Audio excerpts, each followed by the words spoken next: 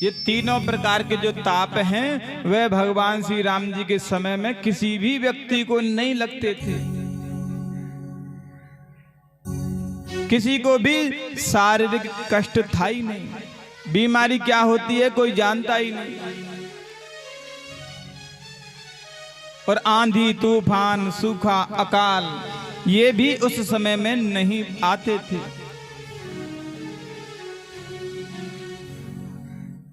और भौतिक ताप जिन्हें मनुष्य स्वयं बनाता है, जैसे गाड़ी घोड़ा चलाते समय दुर्घटना हो जाए, ये भी उस समय नहीं होती थी।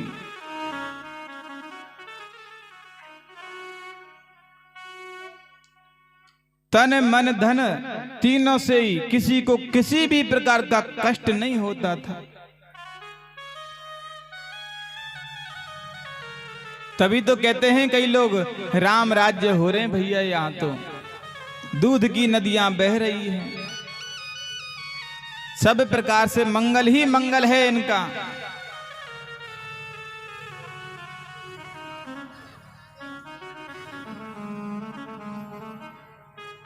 लेकिन आज के समय में जरूर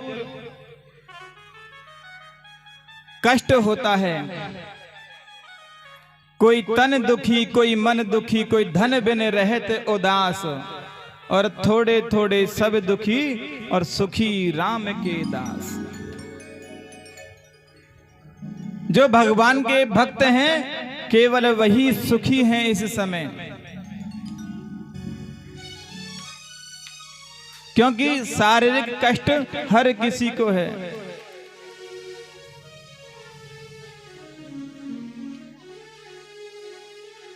पहले शुगर नाम की बीमारी नहीं थी और अब जिसको पूछे उसके शुगर है, बीपी है, थायराइड है, ये बड़े बड़े रोग लगे हुए हैं। शुगर तो 50% से ऊपर हो गई होगी।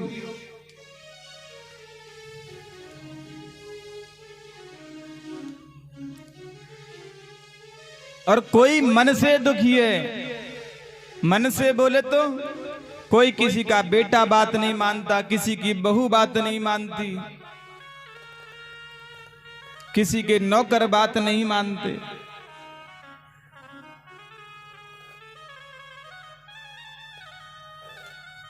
तो ये भी एक प्रकार का कष्ट ही है। और धन के बिना भी कार्य नहीं होता।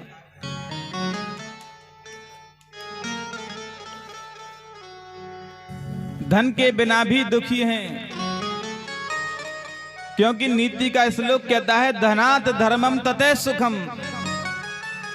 बिना धन के धर्म नहीं हो सकता। धन हो तो धर्म हो जाए, और धर्म जब बढ़ेगा तो सुख जरूर मिलेगा।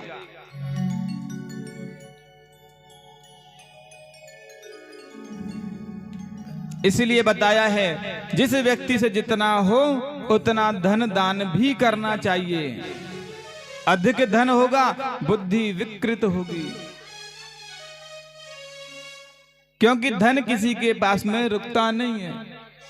यदि आपने धन का संचय कर लिया तो वह कोई ना कोई मार्ग अवश्य ढूंढेगा, चाहे डॉक्टर के माध्यम से निकले और चाहे कोर्ट कचहरी के माध्यम से निकले।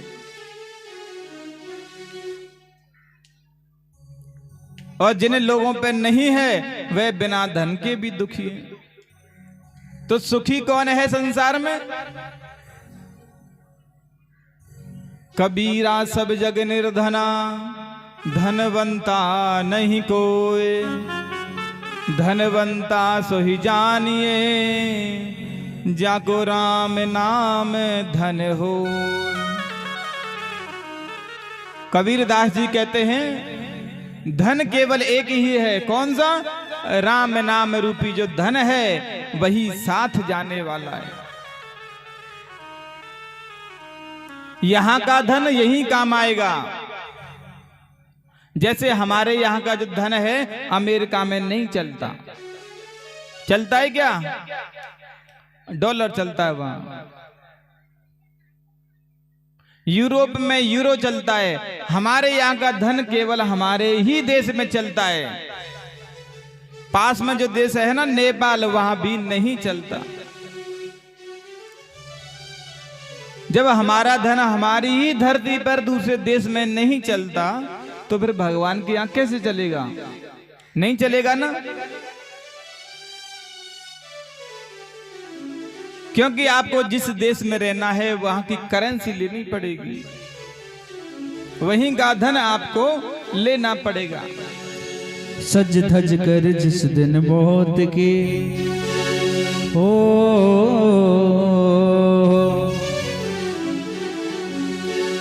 सज धज कर जिस दिन मौत की सहजादी आएगी, सहजादी आएगी, ना सोना काम आएगा ना चांदी आएगी, ना सोना काम आएगा ना चांदी आएगी। सज धज कर जिस दिन मौत की, सज धज जिस दिन मौत की सहजादी आएगी, सहजादी आएगी, ना सोना काम आएगा ना चांदी आएगी, ना सोना काम आएगा ना चांदी आएगी।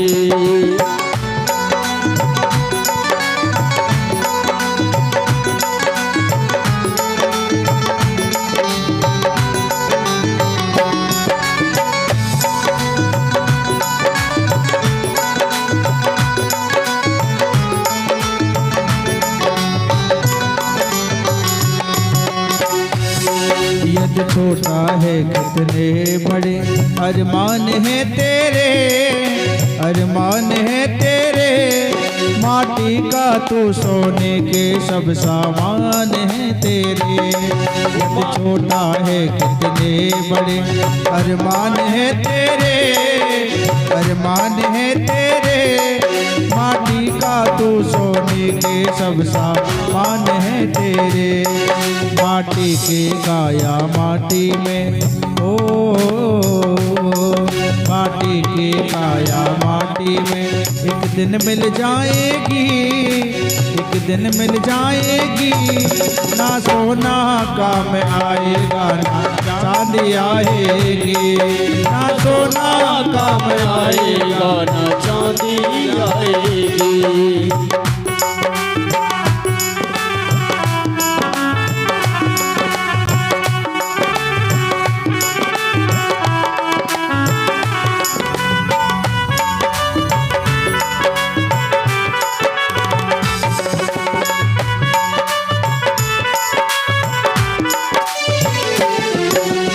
पंछी है पर पंछी पिंजरा तोड़ के उड़ जा, पिंजरा तोड़ के उड़ जा, माया मोह के सारे बंधन तोड़ के उड़ जा, माया मोह के सारे बंधन तोड़ के उड़ जा।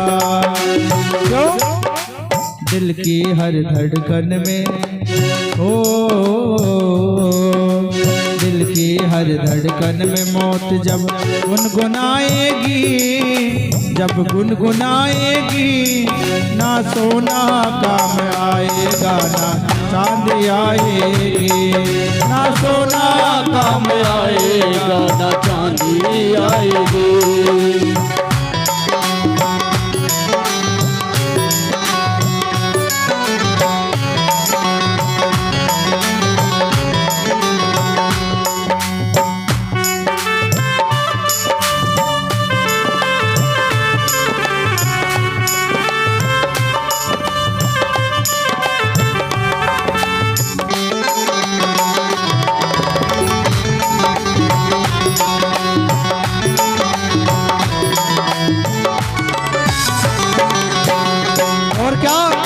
अच्छे किए कर्म जो तूने पाया मानुष तन, पाया मानुष तन, पाप में क्यों भटका हाय रे पापी तेरा मन। अच्छे किए कर्म जो तूने पाया मानुष तन, पाया मानुष तन, पाप में क्यों भटका हाय रे पापी तेरा मन। पाप की नैया तुझे पाप की नैया तुझे एक दिन डुबाएगी, एक दिन डुबाएगी। ना सोना काम आएगा ना चांदी आएगी, ना सोना काम आएगा ना चांदी आएगी। सज सज कर जिस दिन मौत की शहजादी आएगी, शहजादी आएगी। ना सोना काम आएगा ना चांदी आएगी, ना सोना काम आएगा ना चांदी आएगी। बोलिए बांके बिहारी लाल की जय हो। जय जय श्री राधे।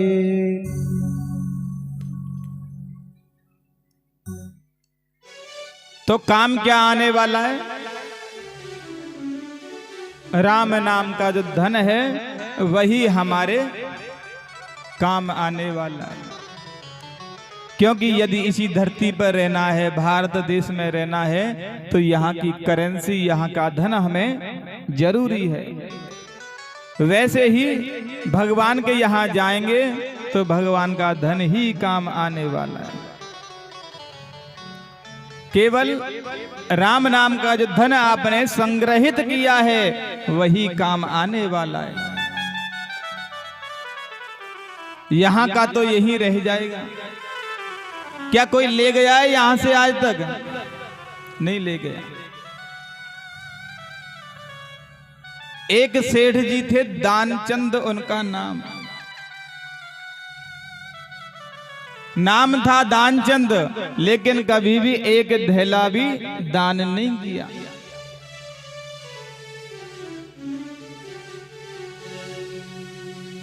एक दिन उनकी पत्नी कहने लगी, अजी आपने कभी कोई रुपया पैसा दान नहीं किया है, कम से कम पास में गंगा जी बहती है, वहां जाकर के आप स्नान तो कराओ। क्या पता भगवान आप पर कृपा कर दें। अब दानचंद ने सोचा कि पत्नी ने कहा है, चलो एक बार तो मैं जा ही आता हूं। तो उनके यहां से 12 किलोमीटर दूर गंगा जी बहती थी। पैदल पैदल जा रहा है, क्योंकि साधन में जाएगा तो पैसा लगेगा, तो पैदल पैदल ही अपने गांव से वह निकल लिया। पहुंचते पहुंचते दोपहर हो गई। उसने दूर से ही देखा कि इस घाट पर तो पंडे ही पंडे बैठे, जाऊंगा तो लूट लेंगे, खाली हाथ नहीं जाने देंगे। तो उसने मन ही मन में योजना बनाई। चतुर था, तो जहां मुर्दा घाट होता है ना, वहां पहुंच गया और मन में सोचा कि यहां तो कोई पंडा भी नहीं है। फटाफट से उसने अपने कपड़े खोले और गंगा जी में डुबकी लगाई। आज भगवान को भी कौतुक सूझा। भगवान ने सोचा कि आज तक दान नहीं किया है और नहाने भी आया तो कहां पर? मुर्दा घाट, जहां कोई पंडा नहीं मिल जाए। जैसे ही डुबकी लगाई और बाहर निकला तो भगवान ब्राह्मण के वेश में वहां प्रकट हो गए। जजमान तुम्हारी जय हो। अब तो वह बनिया सोचने लगा, अभी तो यहाँ कोई ब्राह्मण था ही नहीं, अचानक से कहां से आ गया। बोले महाराज आप कौन? बोले मैं तो यहीं रहता हूं। अब देखो ना, पास वाला जो घाट है उस पर तो बहुत सारे पंडे बैठे हुए हैं, लेकिन मेरा भगवान ने इंतजाम किया हुआ है। मेरा जो भी जजमान आता है 1 वर्ष का राशन देकर चला जाता है।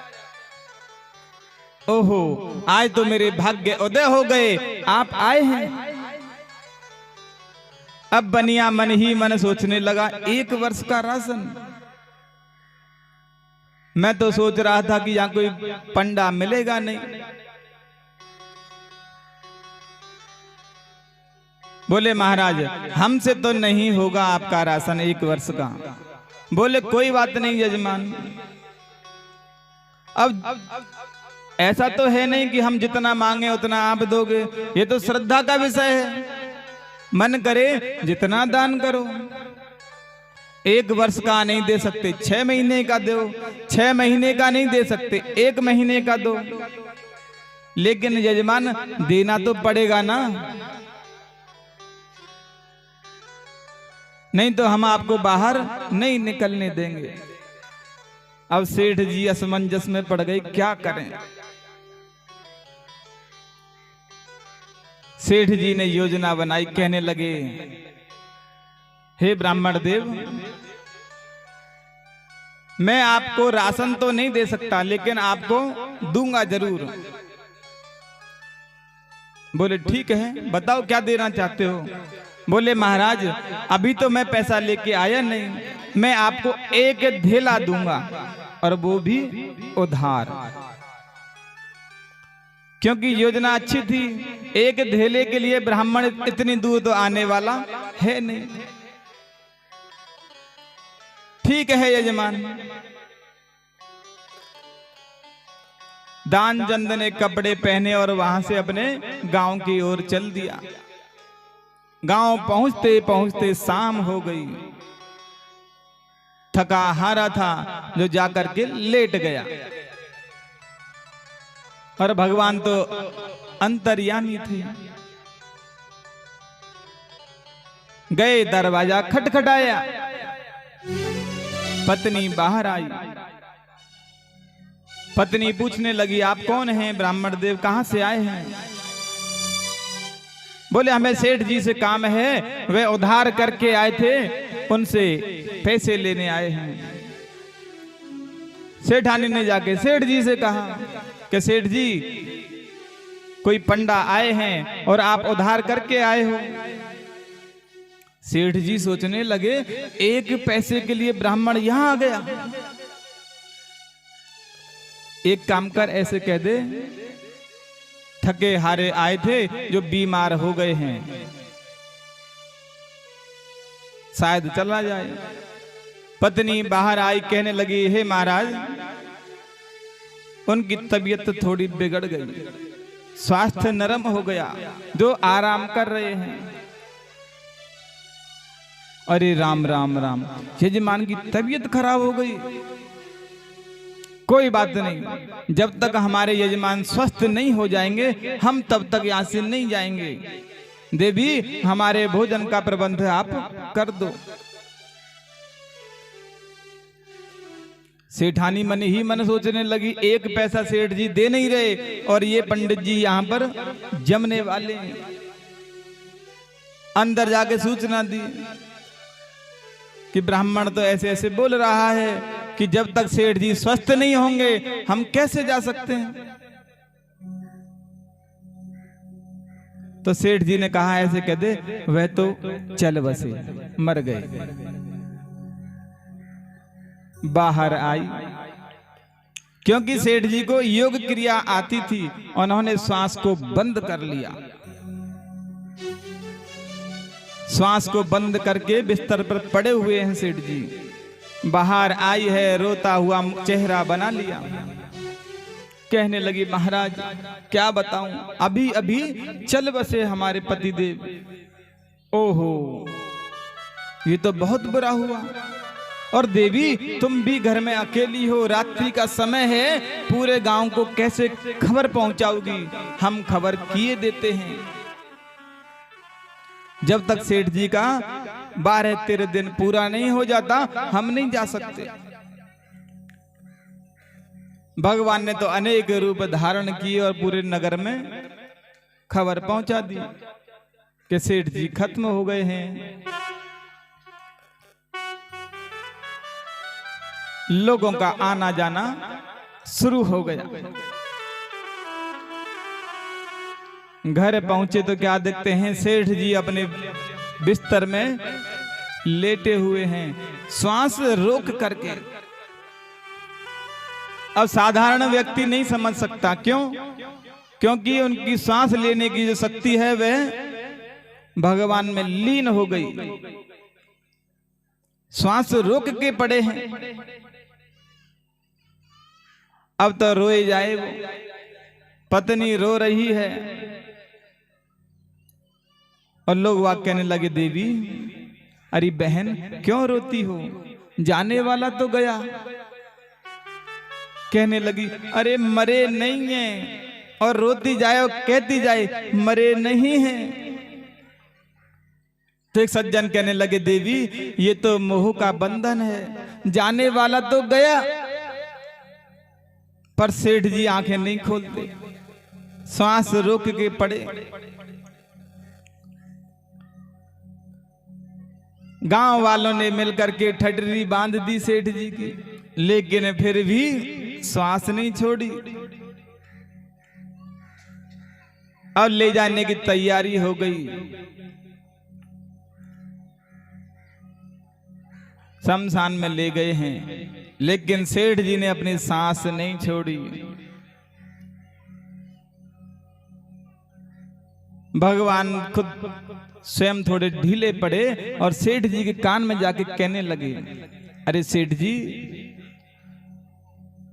मैं बैकुंठ से नारायण हूं, आया हूं। सेठ जी ने अपनी आंखें एक बार खोली और क्या देखते हैं कि सामने वही पंडा जी खड़े हैं। तुरंत आंखें बंद कर ली।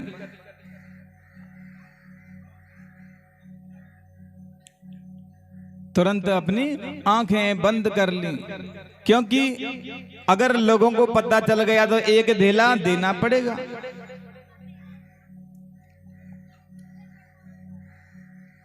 अरे सेठ जी आंखें खोलो, मैं तुमसे प्रसन्न हो गया।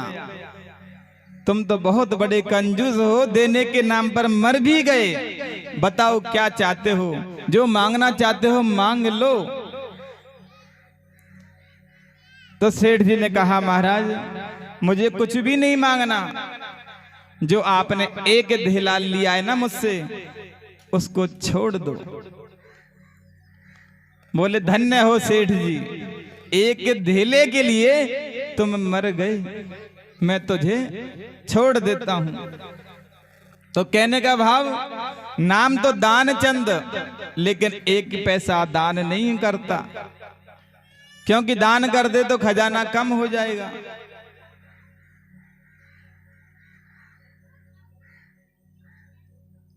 दूसरे भागवत जी के मंत्र में श्री सुखदेव जी महाराज की महिमा बताई है।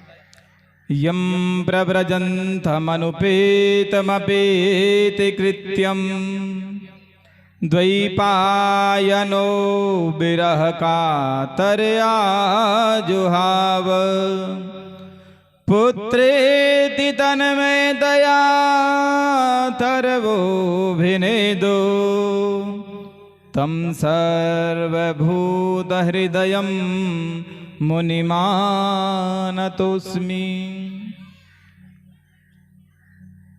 सुखदेव जी महाराज जो 12 वर्ष माता के गर्भ में रहे और गर्भ को ही मंदिर बना दिया। जन्म लेते ही स्वयं वन की ओर चले गए हैं। पिताजी व्यास जी महाराज पीछे पीछे जाते हैं, लेकिन उन्हें लौटा नहीं पाते, क्योंकि बीतरागी संत हैं। सिर्फ भगवान का भजन करना ही उन्हें आता है। जब सुखदेव जी आगे आगे जा रहे थे तो पीछे पीछे व्यास जी महाराज रोकने के लिए जाते हैं, लेकिन रोक नहीं पाते। वृक्षों से जवाब मिलता, तर वह अभिनय दू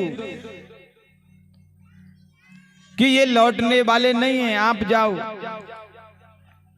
व्यास जी महाराज लौट आते हैं, लेकिन अपने पुत्र को लौटा नहीं पाते।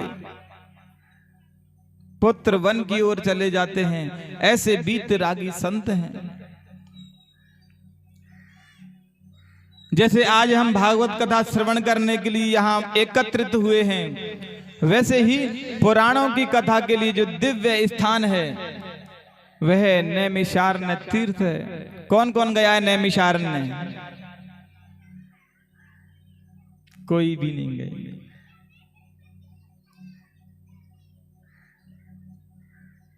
नैमिषारण्य तीर्थ ऐसी पावन भूमि जहां पर 88,000 ऋषिगण हैं और सबके सब गृहस्थी हैं। और काम क्या है उनके पास में? दिन भर हरि चर्चा करना, अपने नित्य कर्म से निवृत्त होते और भगवान की कथाएं श्रवण करने के लिए बैठ जाते। प्रतिदिन यही काम था। और ऐसे बड़े बड़े संत जिनके सामने कितने युग बदल गए, कितने ब्रह्मा बदल गए, कितने इंद्र बदल गए, लाखों वर्षों हैं हो गई संतों को, लेकिन काम क्या है? भगवान का भजन करना, कीर्तन करना। जब भी भगवान का कीर्तन हो ताली अवश्य बजानी चाहिए, क्योंकि ताली बजाने से जो लकीर हमारी खराब है वह बदल जाती है, भाग्य में परिवर्तन होता है। आज भी सभी ऋषिगण अपने नित्य कर्म से निवृत्त होकर के बैठे हैं भगवान की कथा सुनने। तभी उनके मध्य में परम आदरणीय श्री सूत जी महाराज 20 वर्ष के परम युवा संत हैं।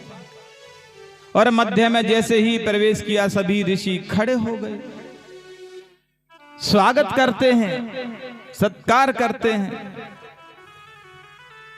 अब सूत जी महाराज 20 वर्ष के और उनके सामने लाखों वर्ष वाले संत बैठे हैं और वह उन्हें वंदन करते हैं, उन्हें आदर देते हैं। तो संकोच तो होता है ना कि जब कोई बड़ा छोटे को आदर दे, और यही स्थिति उनकी हो रही थी। संकोच में पड़ गए, कहने लगे महाराज आप हमारा आदर क्यों करते हैं?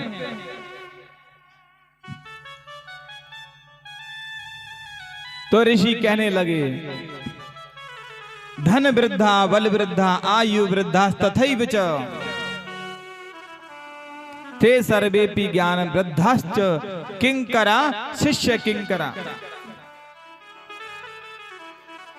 कि कोई धन में बड़ा होता है, कोई बल में बड़ा होता है और कोई आयु में भी बड़ा हो सकता, लेकिन सबसे बड़ा कौन है? जो ज्ञान में बड़ा है, जिसके पास में ज्ञान है वही सबसे बड़ा है। और महाराज आप तो हमारे हृदय में जो अज्ञान रूपी जो अंधकार है उसे मिटाने में करोड़ों सूर्यों के समान है। हे प्रभु आप हमें ऐसी कोई कथा श्रवण कराएं जिसके माध्यम से हमें भगवान की शरणागति प्राप्त हो, क्योंकि काल ब्याल मुखग्रास त्रास निर्णास हेतवे। काल रूपी जो अजगर है उसके हम सभी आप लोग ग्रास बने हुए हैं, और वह अजगर अपना मुख कब बंद करेगा नहीं पता। कब वह अपना मुख बंद करेगा हमें नहीं पता है। अभी हम कथा कह रहे हैं, अब 1 मिनट बाद कथा कह पाए नहीं कह पाए क्या पता, क्योंकि आजकल बीमारी भी अटैक वाली ओर चल रही है ना। क्योंकि समय पर किसी का भी बंधन नहीं है, समय चक्र चलता ही रहता है, कभी नहीं रुकने वाला चक्र है। सूत जी महाराज को आसन दिया है कि महाराज आप कोई कथा श्रवण कराएं जिससे हमें भगवान के चरणों की प्राप्ति हो।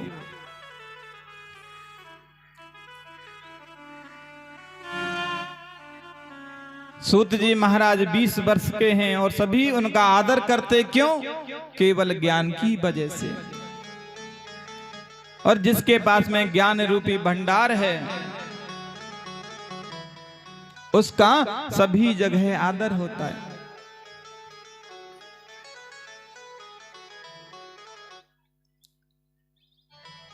यहां का धन यहीं रह जाएगा, लेकिन ज्ञान रूपी जो धन है वह सभी जगह काम आने वाला है।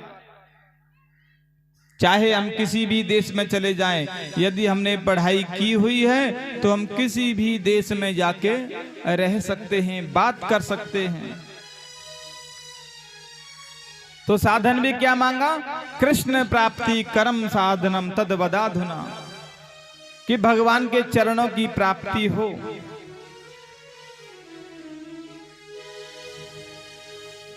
सूत जी कहने लगे कि जैसे आज आप लोग यहां बैठे हुए हैं, कथा श्रवण कर रहे हैं, ऐसे ही एक बार पता चला देवताओं को कि सुखदेव मुनि कथा कह रहे हैं और राजा परीक्षित कथा करवा रहे हैं। तो देवताओं के पास में गए, कहने लगे महाराज हम अपने स्वर्ग से यह अमृत कलश लेके आए हैं, आप इस अमृत का पान राजा परीक्षित को करवा दो, इसकी मृत्यु नहीं होगी और कथा रूपी अमृत का पान आप हमें करा दो। एवं विनिमय जाते सुधाराज्ञा प्रपीयताम प्रपास्यामो वयम सर्वे श्रीमद भागवतामृतम, कि भागवत रूपी अमृत का पान आप हमें करवाइए महाराज। सुखदेव मुनि ने अभक्त समझा, अभक्तांश्च विज्ञाय ने ददौ कथामृतम,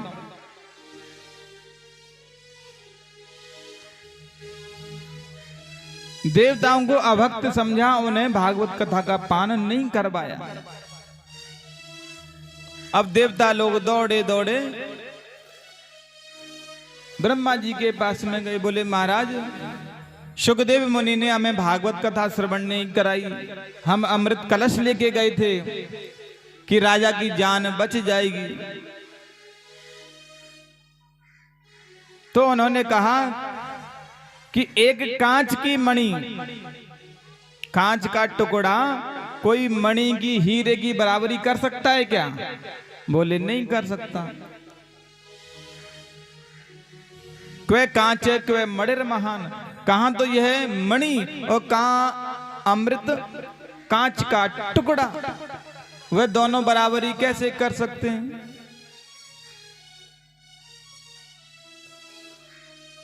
तो ब्रह्मा जी ने दुनिया के जितने भी धर्म संस्कारों के ग्रंथ थे तराजू के एक पलड़े में विराजमान किए और एक पलड़े में श्रीमद् भागवत जी को विराजमान कर दिया। अब जो भारी होगा वह नीचे रह जाएगा, भागवत जी का पलड़ा नीचे हो गया।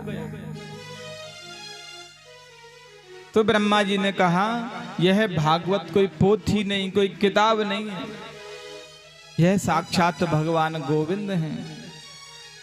श्रीमद् भागवताख्यो यम प्रत्यक्ष कृष्ण एव ही, यह साक्षात गोविंद हैं, तुम इसे किताब मत मानो।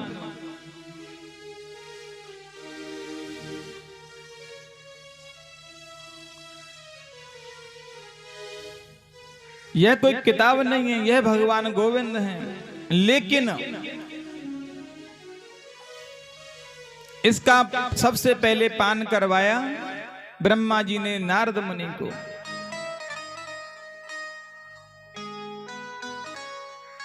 और 7 दिन की जो सप्ताह की जो विधि है वह नारद जी ने भी सनत कुमारों से सीखी थी। तो ऋषिगण कहने लगे महाराज हमने सुना है कि नारद जी तो दिन भर घूमते रहते हैं, एक जगह रुकते ही नहीं। बोले हाँ, और सनत कुमार कहीं घूमते नहीं, वह एक आसन पे रहते हैं हमेशा। तो फिर संभव कैसे हुआ? सूत जी महाराज कहने लगे एक बार क्या हुआ, नारद मुनि ने पृथ्वी लोक पर घूमना शुरू किया।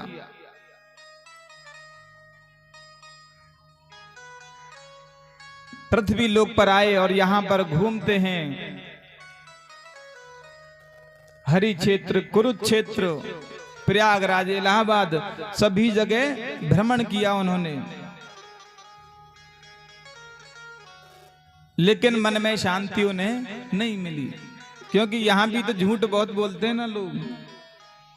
अच्छी जगह समझ के आए थे,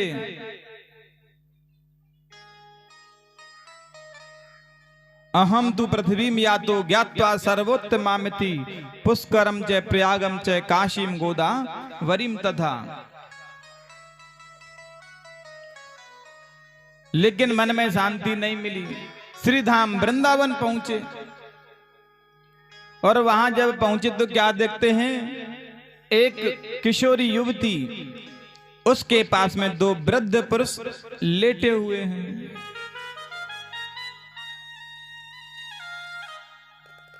उस स्त्री ने नारद मुनि को अपने पास में बुलाया। बोले महाराज कोई भी उपाय करो जिससे मेरा कष्ट दूर हो। कहने लगी महाराज ये जो वृद्ध पुरुष मेरे पास में लेटे हुए हैं यह मेरे पुत्र हैं, और समय के प्रभाव से दोनों बूढ़े हो गए और मैं जवान हो गई। मेरे पुत्रों का नाम ज्ञान और वैराग्य है।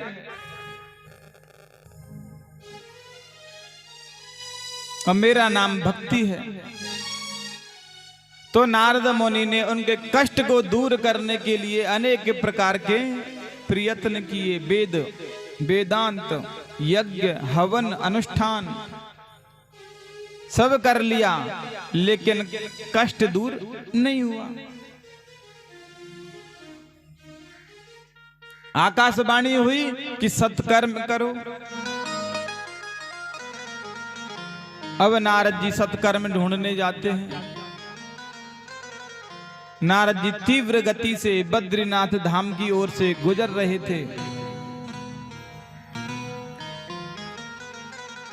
तो बद्रीनाथ धाम में सनत कुमार चारों भाई आश्रम में बैठे हुए थे।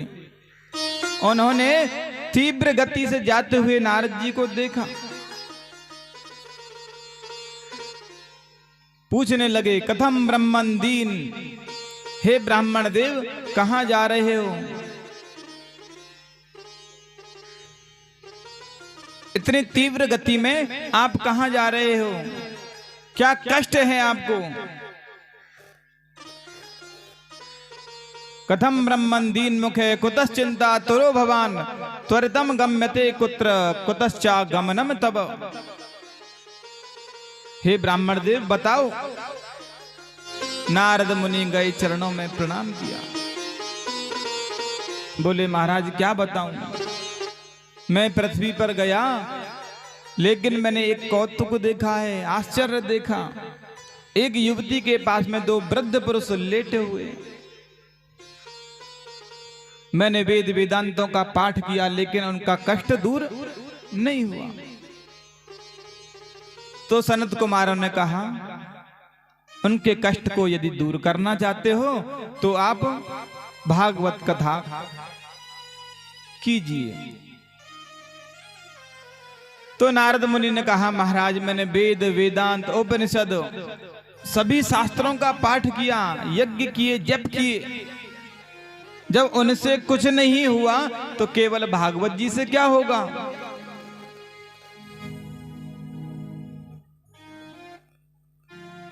सनत कुमारों ने कहा यह भागवत जी निगम रूपी जो वेद वृक्ष है उसका पका हुआ फल है।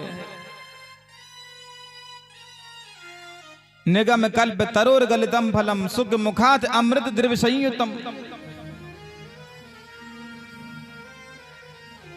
और जो स्वाद फल में होता है वह वृक्ष में स्वाद नहीं होता। होता है क्या? फल में अलग स्वाद आता है और वृक्ष की जड़ में अलग स्वाद आता है। बोले महाराज तो कहां करें? बोले गंगा तीरे आनंद नाम का तट है, वहां पर भागवत कथा करवाई जाए। बड़ा ही सुंदर व्यास मंच बनाया गया। चारों भाई आसीन हो गए आसनों पर और नारद मुनि भक्ति माता और ज्ञान वैराग्य के साथ में श्रोता बन गए। भागवत जी में जितने भी उत्सव आमें सबको आनंद पूर्वक मनाना चाहिए। जैसे हमारे पुत्र का जन्म होता है तब खुशियां मनाते हैं, वैसे ही भगवान का जब जन्म हो तो हमें मनानी चाहिए। अपने विवाह में जैसे हम आनंद मनाते हैं वैसे ही भगवान के विवाह में हमें आनंद मनाना चाहिए।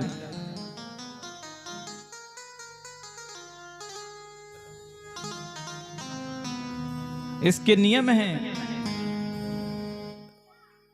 सनत कुमारों ने कथा प्रारंभ की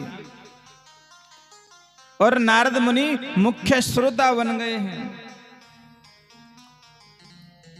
वैसे कोई जब अनुष्ठान पूजा पाठ कराएं तो पत्नी के साथ में बैठ के करना चाहिए, अकेले नहीं। लेकिन नारद मुनि तो वैरागी हैं, संत हैं। जो अकेले हैं वे अकेले करवा सकते हैं, लेकिन जिनका विवाह संस्कार हो गया है उन्हें अपनी पत्नी के साथ में बैठ के भगवान की पूजा करनी चाहिए।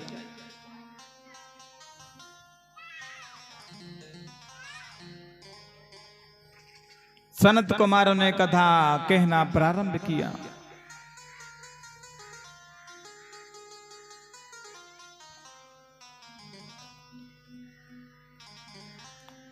अब लोगों को पता चला, संतों को पता चला कि सनत कुमार जी कथा कह रहे हैं और नारद जी महाराज स्वयं मुख्य श्रोता बने हुए हैं। दूर दूर से संत पधारे हैं। कुंभ जैसा वातावरण बन गया। आपका भी कथा में ध्यान कम है मुझे लग रहा है। चलो सुस्ती दूर करने के लिए 2 मिनट हरि का संकीर्तन कर लेते हैं।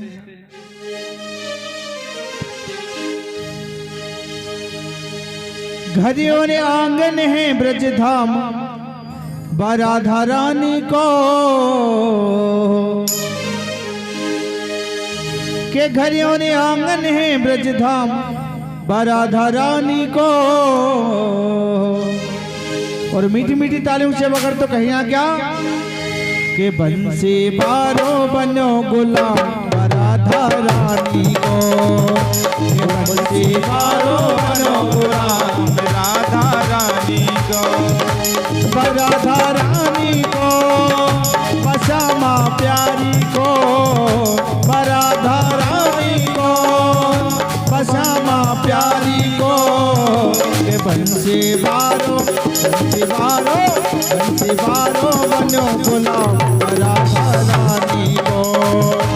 बंसी वारो बनो गुलाम राधा रानी को।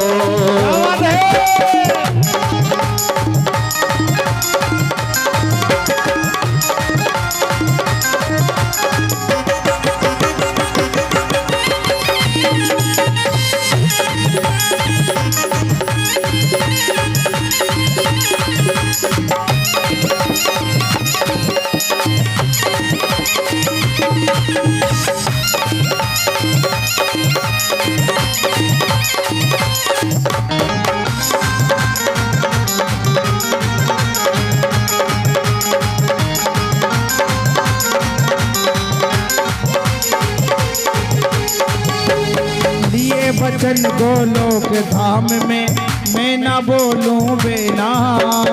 लिए बचन गोलोक धाम में मैं ना बोलूं बेना। जब तक शाम न आए गाम में मैं ना खोलूं नैना। जब तक शाम न आए गाम में मैं ना खोलूं नैना। पहले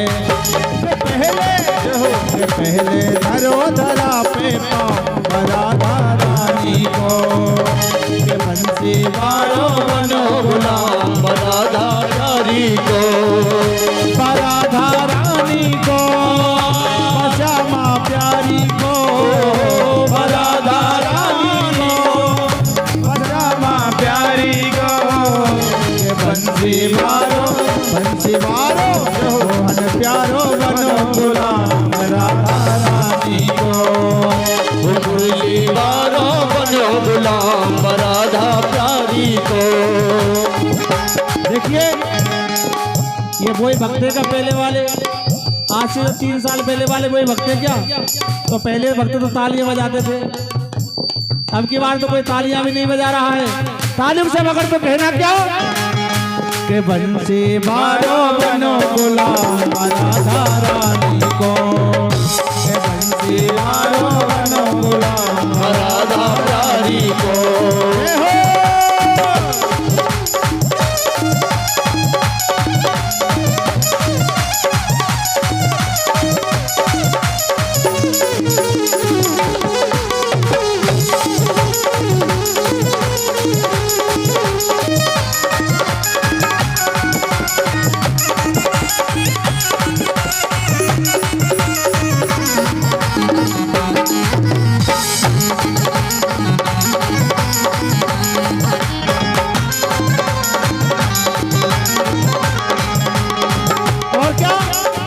पूर्ण ब्रह्म परमेश्वर जिनका चित्रण आधा आधार। पूर्ण ब्रह्म परमेश्वर जिनका चित्रण आधा आधार। एक और श्री श्याम दिख रहे एक और श्री राधा। एक और से श्याम दिख रहे एक और से राधा। भाइयों बन बरसानो धाम राधा रानी को। भाइयों बन बरसानो धाम राधा रानी को। बंसी बारो मोहन प्यारो मुरली बारो बनो गुलाम राधा रानी को। बंसी बारो बनो गुलाम राधा प्यारी को। राधा रानी को